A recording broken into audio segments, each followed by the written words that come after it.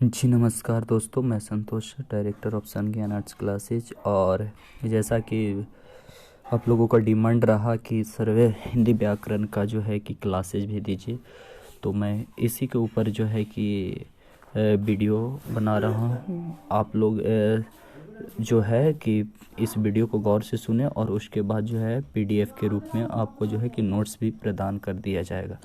तो चलिए हम लोग जो है कि हिंदी व्याकरण के छोटे छोटे चीज़ों पर जो है कि बल दे, ताकि हम लोग बेहतरीन से बेहतरीन आपका जो है कि समय में आपका जो है कि इसका प्रयोग करें। लॉकडाउन का सिचुएशन है, तो ऐसा नहीं कि हमारा लक जो है कि आगे नहीं है, ठीक है। इंसान जो है मुश्किल हालातों से ही आगे बढ़ता है और उसमें ही जीने का कुछ अलग अंदाज है। तो चलिए हम लोग शुरू करते हैं यहाँ पे एक एक करके जो है कि इन सब चीज़ों पर जो है कि अधिक से अधिक बल देते हैं। तो यहाँ पर सबसे मैं जो है कि बात करूँगा, इसमें जो है कि हम लोगों को पढ़ना है आपका जो है कि वर्ण, ठीक है, यानी वर्णमाला के बारे में पढ़ना है। तो यहाँ पे वर्णमाला के बारे में आपका जो है कि पढ़ना है। तो वर्णमाला के लिए अगर जो हम लोग देखें तो यहाँ पे पॉइंटेड आ रहा है कि आपका भाषा की सबसे छोटी जो ध्वनि होती है, ठीक है, और इस ध्वनि को वर्ण कहा जाता है। यानी कि भाषा की सबसे छोटी जो ध्वनि है, इसी को हम लोग जो है कि क्या कहते हैं, तो इसको हम लोग जो है कि वर्ण के नाम से जो है वो जानते हैं, ठीक है। अब वर्णों को हम लोग जो है कि दो भागों में बांट देंगे। कितने भागों में बांटेंगे? दो भागों में बांटेंगे, ठीक है। और अगर हम लोग बात करें कि हिंदी वर्णमाला में कुल वर्णों की संख्या आपका 52 होता है, 52 होता है। अब हिंदी व्याकरण को समझना है तो भाई इसको बांट करके अध्ययन करना बहुत ही ज़रूरी होता है। तो इसीलिए जो है कि हिंदी वर्णमाला को हम लोग दो भागों में बांटते हैं। एक आपका जो है कि स्वर और दूसरा आपका जो होता है वो होता है व्यंजन, ठीक है। एक आपका जो है कि स्वर और दूसरा क्या होता है? व्यंजन, ठीक है। दो भागों में हम लोग इसको क्या करते हैं, आपका जो है क्लासिफाइड करते हैं, इसको जो है वो बांटते हैं। एक आपका जो है कि स्वर होता है और दूसरा व्यंजन होता है। तो चलिए हम लोग पहले बात कर ले कि स्वर किसको कहते हैं। तो यहाँ पे परिभाषा है कि जो वर्ण स्वतंत्र रूप से बोले जाते हैं उसे स्वर कहते हैं। स्वतंत्र यानी कहने का मतलब है कि इसमें टाइमिंग ज़्यादा नहीं लगता है, ठीक है। ये स्वतंत्र रूप से आपका बोला जाता है। लेकिन यहाँ पर यह भी है कि स्वर के कितने प्रकार हैं। तो देखिए स्वर के मूलतः यहाँ पर अगर जो देखेंगे तो तीन प्रकार आपका जो है वो देखने को मिल सकता है। तो तीन प्रकार में अगर जो देखें तो पहला है, इसको हम लोग कहते हैं मूल या ह्रस्व या लघु स्वर, ठीक है। तो इसमें आपका आ जाएगा अ, ठीक है, इसमें आ जाएगा ई, उ और री, ठीक है। तो ये आपका जो है कि क्या है, तो ये इसको कह सकते हैं मूल, ह्रस्व या लघु स्वर आपका जो है वो कह सकते हैं। उसके बाद आता है दीर्घ स्वर, ठीक है। इसमें आपका दो मात्रा की आवश्यकता होती है, इसमें दो मात्रा होता है, ठीक है। जैसे अगर जो आ बोलेंगे तो अगर जो आ की बात करेंगे तो आ में क्या है, तो आ में अगर जो हम लोग बात कर रहे हैं तो आ में जो है कि दो मात्रा का जो है कि इसमें लगा हुआ है। इसमें दो जो है कि कॉन्सेप्ट आपका जो है वो देखने को मिल रहा है। तो इसमें आपका जो है कि हाँ, तो चलिए, तो इसमें अगर जो हम लोग बात करेंगे तो इसमें आपका जो है कि दो मात्रा आपका जो है वो देखने को मिलता है। तो जैसे अगर जो हम लोग देखें आ, त आ प्लस आ, ठीक है, आ।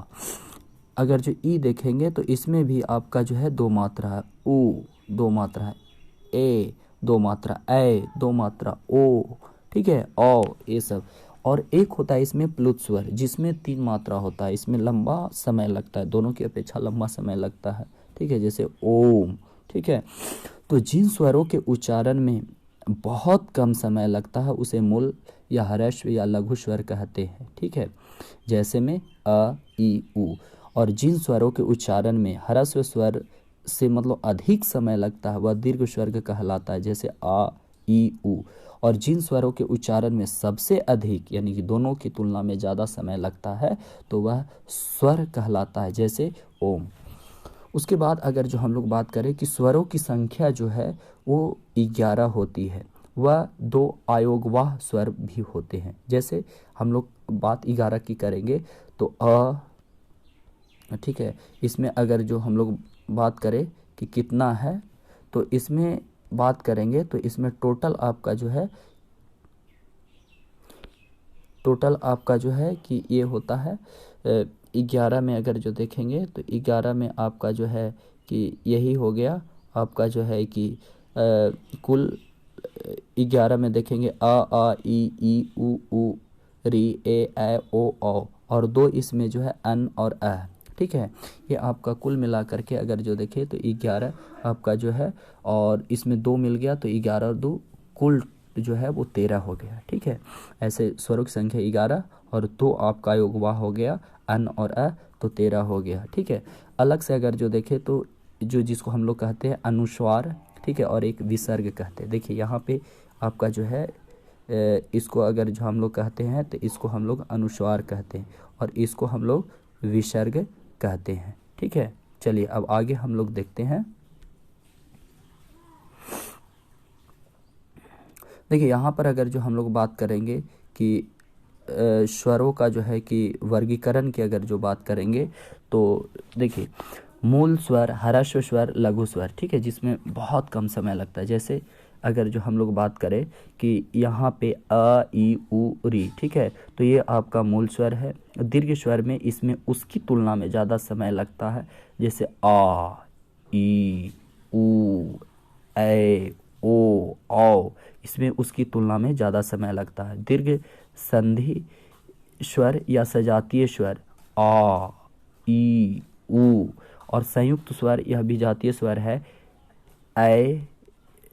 ए ओ औ। ठीक है, ये सब आपका जो है कि ये सब आपका जो है संयुक्त स्वर या विजातीय स्वर के रूप में इसको जो है वो कहा जाता है। ठीक है, अब उसके बाद अगर जो हम लोग देखें तो आगे जैसे बढ़ते हैं, जैसे संयुक्त स्वर या स्वरों का निर्माण, ये संधि में बहुत इंपॉर्टेंट फैक्ट है, इसलिए हम लोगों को यहाँ पे बहुत ध्यान देना है। जैसे आ प्लस ई बराबर ए, आ प्लस ए बराबर ए, आ प्लस उ बराबर ओ और आ प्लस ओ बराबर औ। ठीक है, इसको आपका जो है बहुत ध्यान देना है। ये आपका जो है कि जब हम लोग संधि आगे अभी पढ़ेंगे तो संधि में आपका जो है कि बहुत इम्पोर्टेंट आपका आने वाली है। अब देखिए स्वरों का जो है कि उच्चारण का स्थान कहाँ कहाँ से आपका होता है, स्वरों का जो उच्चारण का जो स्थान है वो कहाँ कहाँ से होता है। देखिए तो आ और आ, ठीक है, आ यानी कंठ स्वर कहलाता है।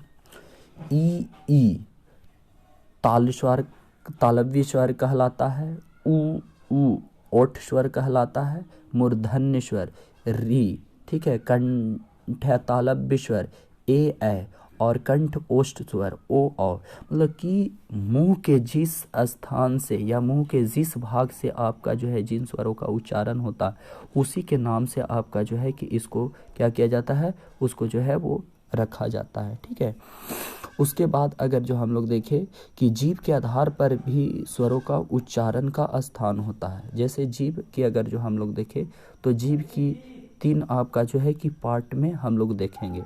तो एक होता है अग्रस्वर, तो अग्रस्वर में देखेंगे ई ए, ठीक है, ए, ये आपका जो है अग्र वाला पार्ट हो गया। उसके बाद आपका जो है कि मध्य स्वर में देखेंगे तो आपका अ, ये आपका मध्य स्वर हो गया। और पश्च स्वर जो जीभ का सबसे पिछला भाग है आ उ ओ औ, ये आपका जीभ का आपका जो है पिछला। तो एक नंबर 1 में अग्र हो गया, नंबर 2 में आपका मध्य हो गया और नंबर 3 में आपका जो है कि पश्च स्वर कहते हैं वो उसका जो है कि उच्चारण देखने को मिलता है। अब आइए हम लोग जो व्यंजन किसे कहते हैं, स्वर को हम लोगों ने देख लिया। ठीक है, स्वर का परिभाषा प्रकार, ठीक है, और इसको हम लोग डिटेल से जो है वो देख लिए। अब व्यंजन किसको कहते हैं, तो जो वर्ण स्वरों की सहायता से बोले जाते हैं उसे व्यंजन कहा जाता है। जो वर्ण स्वरों की सहायता से बोले जाते हैं उसे व्यंजन कहते हैं। मतलब इसमें जो है कि स्वर की सहायता हम लोगों को जो है वो लेनी पड़ती है। ठीक है, तो व्यंजन कहलाता है। तो ये आपका जो है 6 प्रकार के होता है। कितने प्रकार के होता है, 6 प्रकार के। तो सबसे पहले अगर जो हम लोग देखेंगे तो इसमें जो आपका जो टाइप है, तो इस टाइप में आपका जो है कि पहला अगर जो हम लोग बात करेंगे तो पहला आपका जो है कि स्पर्शी व्यंजन है। ठीक है, पहला स्पर्शी या स्पर्श व्यंजन है। तो क से म तक, ठीक है, क से म तक आपका जो है कि स्पर्शी व्यंजन है। इसकी संख्या कितना हो गया? 25। क से आपका जो है म तक 25। उक्षिप्त या द्विगुण व्यंजन, ठीक है, इसमें आपका जो है द्विगुण आपका होता है, जैसे ढ, ड़, अंग, ढ ढ, ये आपका जो है द्विगुण व्यंजन है। एक होता है अनुनासिक या नासिक, ठीक है, जैसे अगर जो हम लोग देखेंगे कि किसी भी आपका जो है व्यंजन का जो अंतिम है, जैसे ड़, क, न, त वाला न, म, ये सब क्या है? ये अनुनासिक आपका जो है, ठीक है। तो प्रत्येक वर्ग का पांचवा जो वर्ण होता है ये आपका जो है अनुनासिक, इसमें नाक का जो है उच्चारण बहुत ज़्यादा होता है, ठीक है। फोर्थ है हमारा अंतःस्थ व्यंजन, ठीक है, जैसे य, र, ल, व, अंतःस्थ व्यंजन, ठीक है, ये आंतरिक भागों से थोड़ा निकलता है। उसके बाद उष्ण व्यंजन या संघर्षी व्यंजन, मतलब इसके उच्चारण के समय आपका जो है ऊष्मा आपका निकलता है या संघर्ष बहुत जाता है, घर्षण ज़्यादा होता है, जैसे तलाबी स, दंती स, मूर्धनी स, ह, ठीक है, ये आपका जो है उष्ण व्यंजन में आता है। और उसके बाद संयुक्त व्यंजन, जिसमें आपका जो है संयुक्त है, जैसे संयोगी छ, त्र, क्य, ठीक है, ये सब आपका जो है कि क्या है? संयुक्त व्यंजन के रूप में इसको हम लोग देख सकते हैं। तो चलिए हम लोग एक तालिका देखते हैं कि किसका उच्चारण कहाँ से होता है। तो देखिए स्पर्शी व्यंजन क से म तक 25 को हम लोग जिसको अनुनासिक व्यंजन भी कहते हैं, ठीक है। तो क, ख, ग, ठीक है, और अंग, ठीक है, ये आपका जो है यानी कि कहने का मतलब है कि इसको हम लोग क्या कहते हैं? इसका जो है कि हम लोग कंठ व्यंजन कहते हैं। ये कंठ से इसका उच्चारण आपका जो है कि होता है, ठीक है। तो इस तरीक़ा से अगर जो हम लोग देखें क, ख, ग, घ, अंग, ये आपका जो है कि कंठ व्यंजन है, ठीक है। उसके बाद है आपका जो है च से यहाँ तक, अगर जो देखें च से यहाँ तक यानी कि चालू यानी तालब, ये तलवा से इसका उच्चारण होता है। और मूर्धन्य व्यंजन ट, ठ, ड, ढ, न, ठीक है, तो ये मूर्धन्य व्यंजन है, ठीक है। ट वर्गी न ये है, त, थ, द, ध, न, ये दंत से, दांत से इसका उच्चारण है, इसलिए दंत व्यंजन है। प, फ, ब, भ, म, ये आपका जो है कि इसमें जो है कि ओठ का जो है कि बहुत ज़्यादा प्रयोग हो गया, प, फ, ब में ओठ का, इसलिए इसको जो है कि हम लोग ओठ व्यंजन के तौर पर इसको जो है कि हम लोग रखते हैं, ठीक है। चलिए आगे बढ़ते हैं। उसके बाद अगर जो हम लोग देखें कि अल्प प्राण किसको कहा जाता है, ठीक है, अल्प प्राण है क्या, ठीक है। तो देखिए अल्प प्राण का मतलब होता है कि प्रत्येक वर्ग का पहला, तीसरा और पांचवा आपका वर्ण अल्प प्राण कहलाता है, ठीक है। क्या कहलाता है? पहला, तीसरा और पांचवा। महाप्राण प्रत्येक वर्ग का दूसरा और चौथा, याद रखिएगा, दूसरा और चौथा जो है वो महाप्राण कहलाता है। और सघोष प्रत्येक आपका जो है यहाँ पे अगर जो बात करेंगे प्रत्येक वर्ग का, इसमें पहला और दूसरा माँ, ठीक है, वर्ण अघोष कहलाता है। तो यहाँ पे अल्प प्राण वाला में जो है कि एक एक ये दोनों में जो है वो कॉमन आ जा रहा है, दोनों में कॉमन कौन आ जा रहा है? तो अल्प प्राण का फर्स्ट और आपका सघोष का आपका जो है कि फर्स्ट, ठीक है।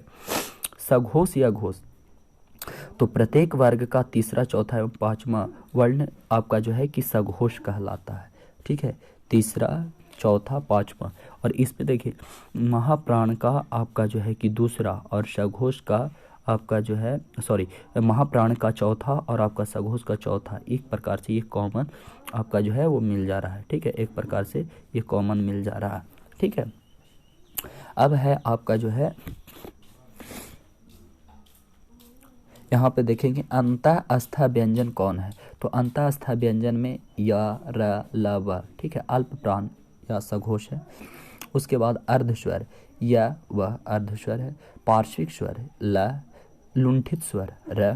उष्म संघर्षी व्यंजन, इसमें उष्मा जो है वो निकल रहा है, तो तलवी स, तंती स, ह, जिसमें आपका जो है तलवी स, ठीक है, महाप्राण अघोष तथा ह प्राण सघोष होता है, ठीक है। इसको केयर से आप लोग थोड़ा सा जो है एक दो बार माइंड आप लोग जो है कि लगाइए, ठीक है, एक दो बार इसको देख लीजिएगा तो ऑलरेडी क्या है कि आपका जो है वो क्लियर हो जाएगा। तो इसको आप जो है ज़रूर आप जो है वन टाइम आपको जो है कि इसको केयर करना। उसके बाद है संयुक्त स्वर।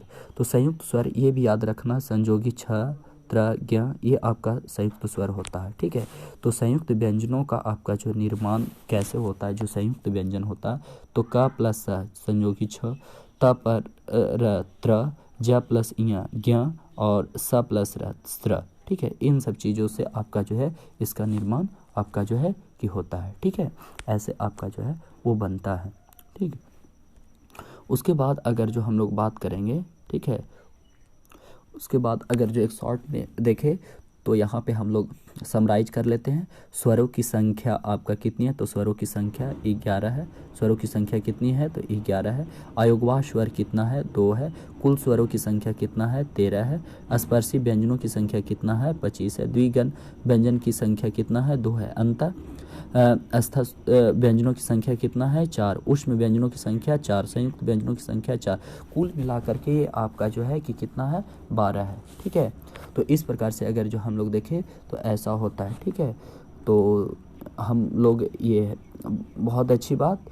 थैंक यू फॉर विजिट अब watching my video in Hindi class. ठीक है, और आप लोगों को जो डिमांड था कि हिंदी व्याकरण सर आप पढ़ाइए, तो मैं इस पर कोशिश कर रहा हूं और आप लोगों तक जो है वो पहुंचे, और आप लोग भी इसका PDF मैं दे दूंगा, इसका नोट्स ज़रूर बनाएं। Thank you for watching this my video. Very very thank you.